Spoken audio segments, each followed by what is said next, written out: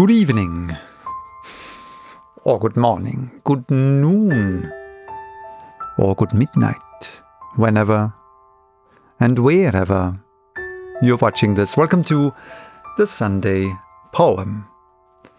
Today it's a bit of a longer intro again. Last week I posted a recital only, with no added information. Today it's an intro again. Some of you seem to really enjoy the added information and the anecdotes, and, well, some of you prefer to only hear the poems. Therefore, I mixed things up a bit in the past, and I will continue to do so in the future.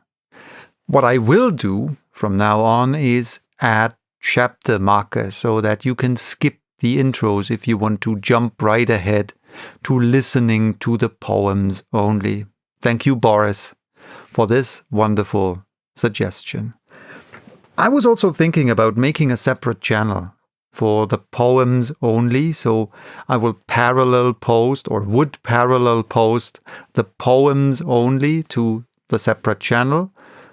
No novel readings, no intros, no nothing, just poems. Maybe even re-recording some of the old poems that I read in the past. Let me know what you think of this.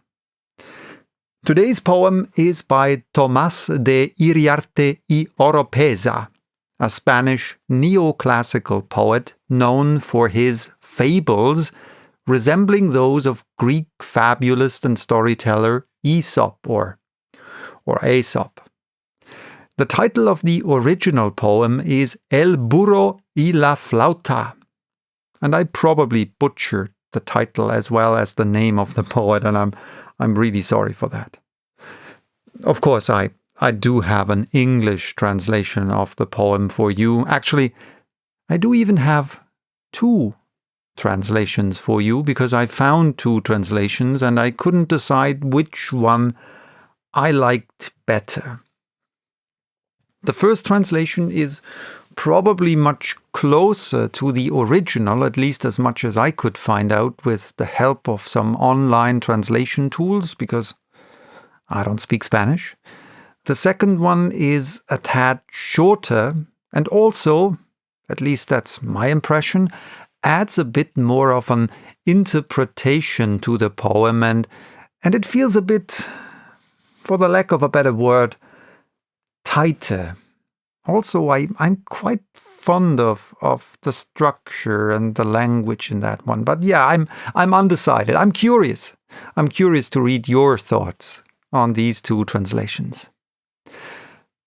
Also, I found the title of the second translation much funnier.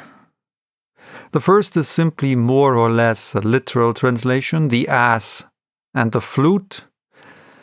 Well, the second one is the musical Ass. And I had to laugh out loud. I know. I'm childish. I found the first translation on Wikisource in an anthology titled Modern Poets and Poetry of Spain from 1852 by James Kennedy, who probably also made the translation.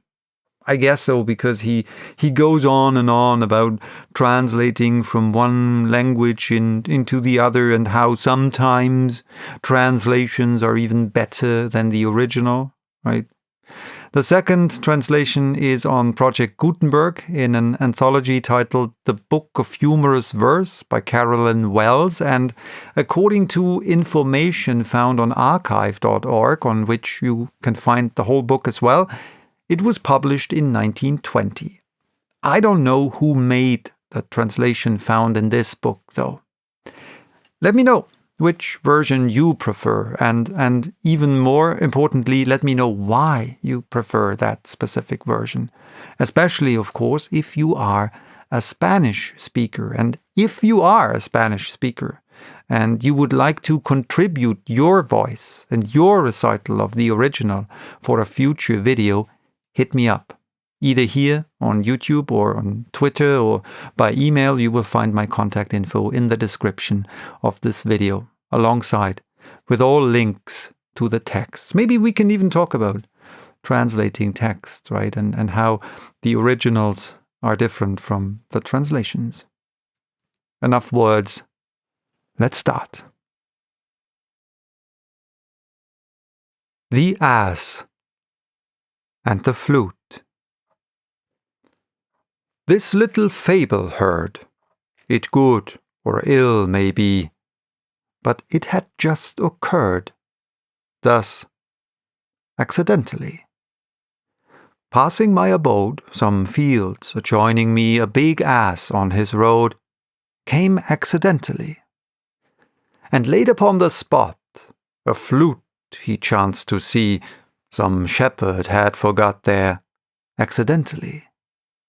The animal in front, to scan it nigh came he, and snuffing loud as wont, blew accidentally. The air it chanced around, the pipe went passing free, and thus the fluter's sound gave accidentally. "Oh, then," exclaimed the ass, "I know to play it fine, and who forbade shall class the music asinine?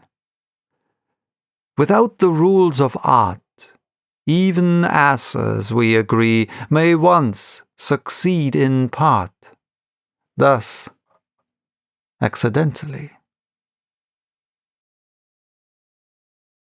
The musical ass.